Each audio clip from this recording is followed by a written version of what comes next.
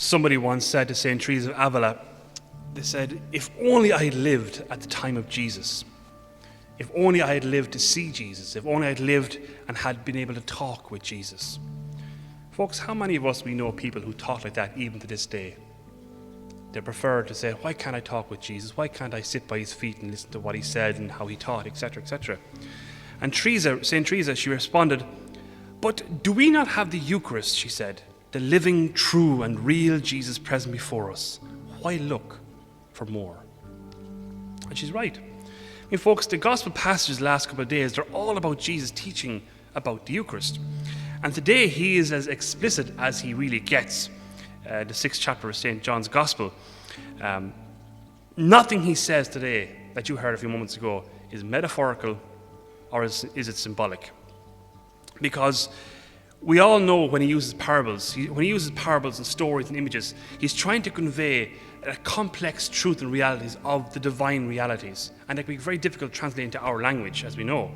But he's not using parables today. He's not using images today either. See, folks, this evening in our gospel, Jesus is obviously a living, breathing human being, a simple man, right? Same flesh and same bodies as you and I have. And he's able, because of that, to speak with direct clarity about what he offers in terms of eternal bread that lives forever, namely his own flesh. I mean, look at the language he even used in our gospel. He says, to describe food that he offers to grant us eternal life, he says, my flesh is real food, my blood is real drink. Those who eat my flesh and drink my blood, they live in me and I live in them.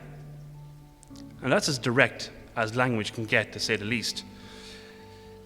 And folks, this is what sets Christianity apart from any other religion. Our faith, it's not just spiritual. You and I, we're not just spiritual beings. We have a living flesh and living bodies. And Christianity very much reflects that reality and truth. God took on our human flesh, our flesh like ours, became one of us. He didn't appear to us like some sort of spirit or ghost, as is often the case, say, with the myths and legends of the pagan spiritualities of the gods and goddesses of ancient Greece and Rome. No, he took on our own flesh. Real, not fake. And he did this, folks, and the reason why he took on our own flesh and blood and offers his own body and blood for us to consume is that we can draw life from Jesus. We can draw life from God. Like I said, folks, obviously you and I, we're not just spiritual beings. We have a living bodies like anybody else. And so, of course, the Lord is going to want to fill us in all our aspects of our being, not just spiritually, but also physically, because we're not just spiritual beings. And then, of course, at the Last Supper, when the apostles, they begin to realize just what Jesus is actually doing. When he calls the unleavened bread in the little plate before him, this is my body. Take it and eat it. Same with the cup of wine. This is my blood. Take it and drink from it. And now they're getting the answer to the question which is posed in this evening's gospel.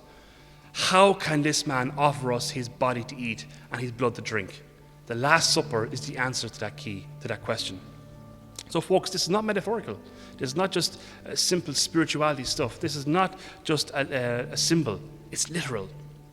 And of course, folks, he gives the apostles the power to continue to feed others after he goes back to the Father with the same flesh and blood at the Last Supper, which is what you and I are doing exactly here tonight. That's pretty special. You and I are continuing the Lord's command to do this in memory of him here tonight in St. Mark's Church in Tala. That's extraordinary. You know, folks, there's a song by Ed Sheeran that I hear played at almost every funeral the past 2 or 3 years, and it's called Visiting Hours. And the song is about, he's lamenting about why doesn't heaven have visiting hours, that he can go and talk to his mother who's passed away or relatives who passed away. And he's kind of lamenting this fact. And don't get me wrong, the music is quite beautiful, but the lyrics are completely opposite to what we're doing at every single Mass. Think about it.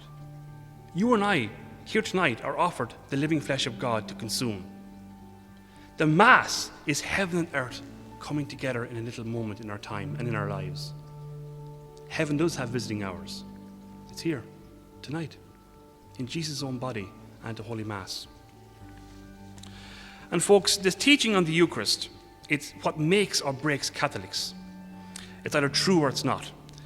And when you believe, when you accept that Christ is telling you the truth in the gospel, how impossible does it become for us to turn away from the faith? How could anyone seriously turn away from the living flesh of God offered to you and me every single day on a Catholic altar? It's impossible. And it does frighten people away, don't get me wrong. I mean, look at our gospel this evening, they're arguing, they're giving out to each other about how is this guy going to give us his body and blood to eat and drink. They're shocked at what he's talking about. And tomorrow's gospel is the continuation of that story. Not only do they think this is ridiculous, it says many walked away from him. Many, not just a few, but a lot of his followers, they walked away. And he turns to Peter and says, are you going to walk away as well because of what I said? Of course, Peter doesn't. The apostles don't.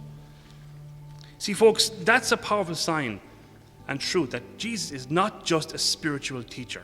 He's not some wandering teacher going around saying nice things and do this, do that. If he was, he would not be talking like this in the gospel tonight. This is the difference between speaking the truth and trying to be popular. And Jesus is not trying to be popular tonight, as we know. And what is it that Jesus does when people start objecting to him, what he's talking about? Say, this is crazy. One would think that he would say, all right, I'm going to calm down now, okay, that's not really what I mean. What I really mean is this and that. He doesn't. He just intensifies his language even more on it. Such is the truth of what he's speaking. See, friends, what we're gifted at every single Mass is truly unique and precious. God's own flesh to eat. Good God, it's an extraordinary gift. What an extraordinary gift that we possess and we offer to the world. That's some gift of love from God. Christ is present to you and me in a very unique and distinct manner in the Eucharist. And we have to resist, folks. We just have to resist. Like Jesus this evening, he resists watering this down into just a symbol, or watering it down and saying, it's not really meant, it's just metaphorical. It's not. We have to resist that, folks. Because remember, with God, anything is possible. And only eternal food grants eternal life. Remember, Jesus is risen. He's not dead, he's alive.